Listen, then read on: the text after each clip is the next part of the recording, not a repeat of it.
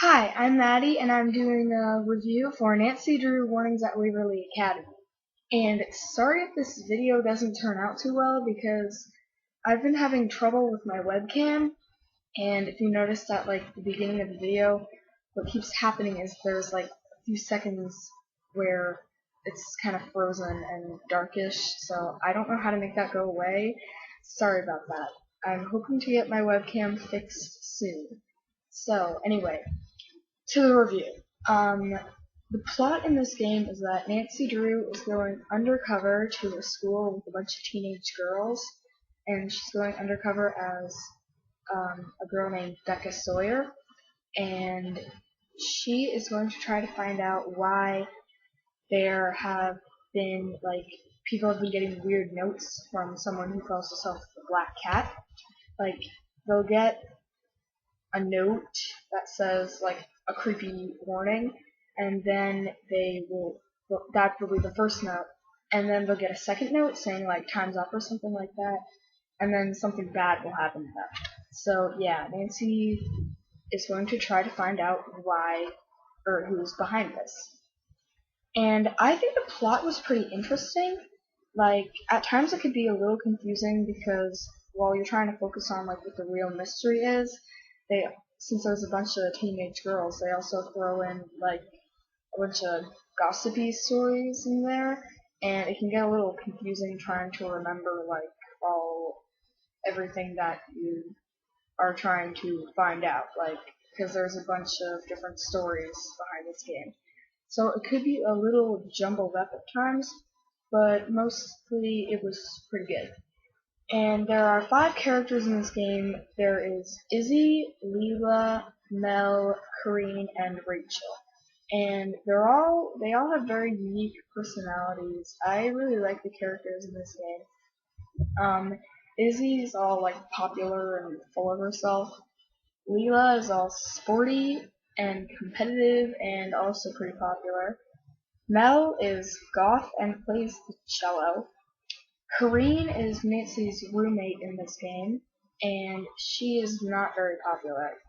And Rachel has no friends, and she's always buried over her head in work. So yeah, but really interesting character in this game. They're really fun to meet. And as for the setting in this game, I wasn't crazy about the setting because you were I mean, you were only in the school the whole entire time. You couldn't really go anywhere. The school's pretty big and kind of fun to explore, but after you know your way around, it gets a little boring. You can also go outside, but the only things to do outside are go down to the cellar, which also doesn't have much in it. And there's a tree that is kind of important to the game, but not very interesting. And so yeah, I wish that you could go more places, but whatever. Okay, and so the graphics in this game were really good.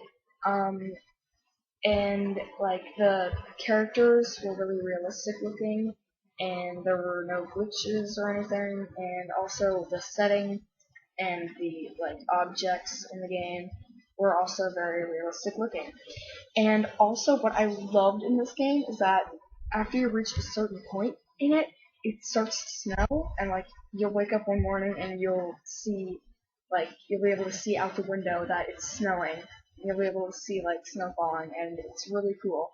And then when you go outside while it's falling, you can see it falling everywhere, and you over the days you can see it getting higher and higher on the ground outside the snow.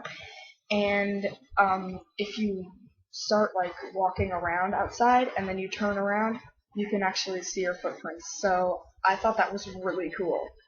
And the puzzles in this game weren't too hard, but they were a little confusing. I'm not very good at puzzles, but I didn't get what you were supposed to do for most of them. Some of them were a little confusing, but I looked up some cheats and then it wasn't too hard to figure them out. But so if you're better at puzzles than me, which probably a lot of you are, then you definitely won't find these puzzles too hard because there's nothing like really annoying. It's like impossible to finish. Because like some other games, there are some really annoying puzzles. And the music in this game was really good. I thought it really fit the mood and like the setting, and it was really like fun. There wasn't a lot of music, but it was still pretty good. And now for the scary factor I give this game, I only give it 1 star out of 5, with 5 being totally terrifying and 1 being not scary. Because this game wasn't scary. I mean, it's like the best way I can describe it. I think with the plot they tried to make it kind of creepy, but they didn't do very well because nothing ever like popped out at you. There wasn't any creepy moments or anything like that.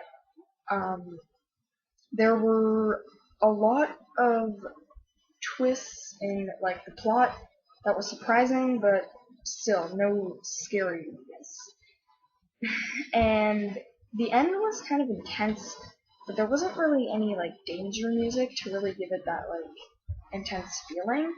So it wasn't as good as some other endings. If they had danger music, I think it would have been a lot better though.